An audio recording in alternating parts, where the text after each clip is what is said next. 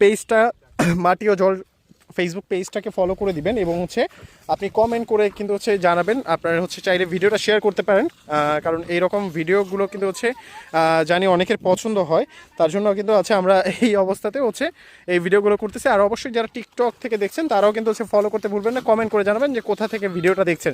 আর যারা ইউটিউব থেকে দেখছেন অবশ্যই সাবস্ক্রাইব করে বেল আইকনটা প্রেস করে রাখবেন, তাহলে কিন্তু হচ্ছে আমাদের এই যারা গ্রামীণ জীবনের এই রকম ভিডিও যারা দেখতে চান তারা কিন্তু হচ্ছে এইরকম ভিডিও যদি আমাদের চ্যানেলটা সাবস্ক্রাইব করেন তাহলে দেখতে পারবেন।